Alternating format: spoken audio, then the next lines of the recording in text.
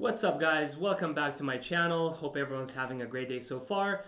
Today I want to bring you a really fun and exciting game. I did a short video on this one and it did really well. I got a lot of great feedback on it, so I wanted to do a little bit of a longer form video on this. So I hope you enjoy. First of all, at my level, 80% of the time, by the way, I'm 16 to 1800 or so in 3-minute chess, and this is what this is. This is 3-minute blitz.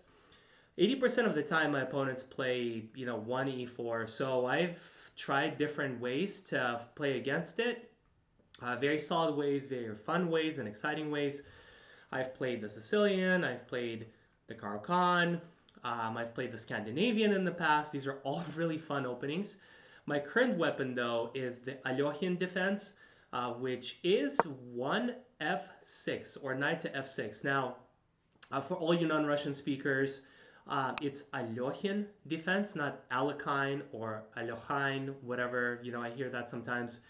It's Alekhine. That's how you pronounce it. I love this opening, especially in shorter time formats, because nobody expects it. And especially in 1-minute bullet, this pawn on e4 gets gets blundered a lot, right? So you get to be up a pawn right away. But that's really not the main reason why I like it. It's not that cheesy of an opening. It's actually pretty solid at my level. I like it because when you play shorter time format, if you can get your opponent to spend time to think, that's how you win games, right? If your opponent thinks longer than you do, you're going to end up being able to put a lot of pressure on your opponent, and you're going to be able to win a lot of these games, even if you're lower rated, right? So it's all about time management. And when you're opening something with something that is so relatively speaking rare, like how many of you guys, put this in the comments, how many of you have played against f6 a lot? There's just no way. You're going to end up, putting a lot of time pressure at the very least on your opponent. And this is what happens in this game. My opponent blunders d4, he had it pre-moved, so of course I take free material. I develop my center, and this is all typical. And here I move my bishop to g4. I want to get my light square bishop to g4 developed first because I want to solidify my center with e6 some point soon and have this, like, it's called like a Slav defense setup. Very, very, very tough to penetrate, very tough to break down. So I wanted to get this bishop out first so it doesn't get locked in. And I highly recommend you guys, practice the same type of technique. My opponent wants to boot my bishop. I do this in between trade of knights and get my bishop to safety. My opponent knows that I want to move to e6, so he pins this pawn to my queen, so my pawn can't move. So I have this interesting creative way, in my opinion, of getting my queen out by attacking this weak pawn on c3. I like this move because my opponent has to react. He has to, protect this pawn somehow. So once he protects it, I'll have a great way of then playing e6. So it's almost like I picked up an extra move, or a tempo, as it's called in chess. My opponent makes a mistake and protects this weak pawn with his rook, giving me this free pawn here, which I quickly grab. We exchange in the center. He checks, which is actually a really strong move. The computer likes it a lot. And I block with my knight. He castles to get his king to safety. I try to boot his bishop, and he tries to, do this Gotham chess danger levels, attacking my queen. A queen is worth more than a bishop. So I get my queen to safety, and he trades, which I'm not a fan of. Anytime you have like an unprovoked exchange, bishop for knight, whoever ends up trading the bishop is always, or typically at least, ends up on the short end of the trade. So I don't like that at all. And then finally I get to play my my e6 that I wanted to, solidifying my center, opening up my dark squared bishop. He centers his rook, and I want to have this trade here of bishops because I'm up 2 points of material, I'm up 2 pawns. So I want to trade because every trade benefits me. I get closer to the end game. After we trade, he tries to put more pressure here on e6, and I move here to a5. Why did I move a5 on all of these pieces? I have all these pieces and I end up moving a pawn on a corner or on the side of the board. The reason why is because what I'm trying to do is I'm trying to get his heavy pieces, somewhere to the corner of the board, to kind of impede the progress of this pawn. And by getting his heavy pieces out of the center, I can then try to push my pawns, break in the center, open the center up a little bit, and again, trade down some material. And again, being up material, I want to trade, I want to open things up a little bit so I can, get to the end game and quickly win it. So my opponent does not respond yet. I get my king to safety. We trade in the center, and there is another trade of pieces. Now, I wanted to, honestly, what I was thinking was maybe he would break his structure here in front of his king, but obviously he's going to recapture with his queen and not with that pawn. But I just a second ago told you that a bishop for a knight trade is typically not a good trade. So why did I do this voluntarily? Well, I volunteered to do that because I'm up 2 pawns of material, and again, I want to trade and I want to be up 2 pawns and cruise to a easy victory. I continue to push my pawn on the a file. Yes, the a file, trying to kind of again put some pressure on the corner of the board. He impedes my progress and doubles up to attack. And watch this. Here's where I blundered. So I wanted to attack the queen. Seems like a clean move here, trying to like get his queen out of the way. What I miss or mess up is that I have this back rank situation, right? My back rank is very weak. So in an instant where, um, you know, where there is a check here on the back rank, I'm going to end up being mated. And you can see that here, right? If he grabs here, I recapture, I should feel excited, right, about being up a queen versus against a rook. He's going to check, I have to block. He's going to end up in this position.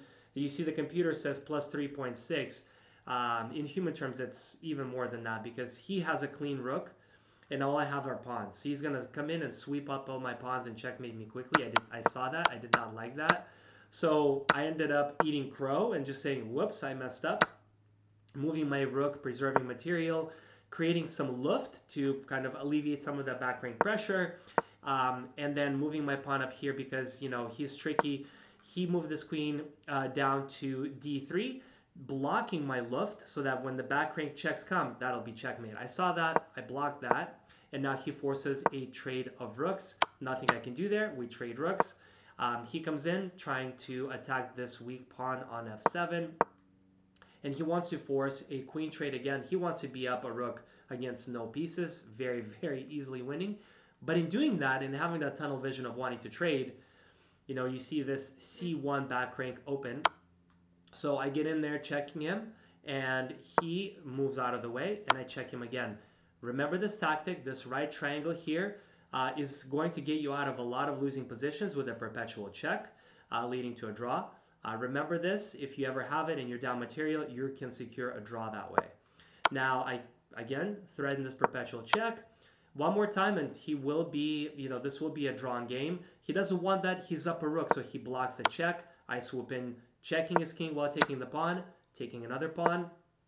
He doubles up, attacking f7, and, that would lead to very quick checkmate as well. So I take with check, check again, threatening this perpetual check. You see the game is zeros, excuse me, because I can perpetually check him until the game is drawn. But I end up pushing my pawn here to h5 because now I am protecting f7, so he cannot take and then subsequently checkmate me. And what I'm doing is essentially using my queen to kind of block his king from being able to go here, and I'm protecting this pawn on f7 so that he does not have an attack either. And that is the power of a queen running around in the open, right? That's a scary sight. So he moves this queen over to e7 to prevent my pawn from moving to h4. He would capture it easily. So what do? Let's give some checks, right?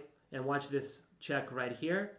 Beautiful. So check this out. I'm, protecting h4.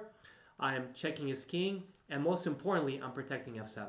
So one queen playing offense and playing double defense. How impressive is this queen, right? This queen is the absolute MVP. So his king is in check. He gets out of the way, and I push to h4. Now the computer's starting to like my position a little bit more. He makes a bit of a mistake here, getting his king to a little bit more safety.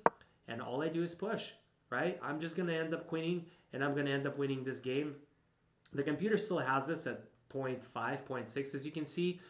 But I will get a queen, or he's going to have to sacrifice his rook. And if he does sacrifice his rook for this pawn, I'm going to end up queen versus queen, but I have 4 pawns, right? I would be up 4 points of material, easily winning. So this is, in human terms, of my level, a losing game for white. So a few, key takeaways here are: number one, come up with fun and exciting ways to play. Get your opponents out of their prep as early as possible. Play something off the wall. That will give you benefit. And remember, there were a couple instances here where I got tunnel vision in wanting to trade pieces. Let's see, there was right right here, right? Tunnel vision. I wanted to trade, get that quick, easy win, and I missed a game-winning skewer, down this diagonal. So I missed that. So don't get tunnel vision. And he also got tunnel vision right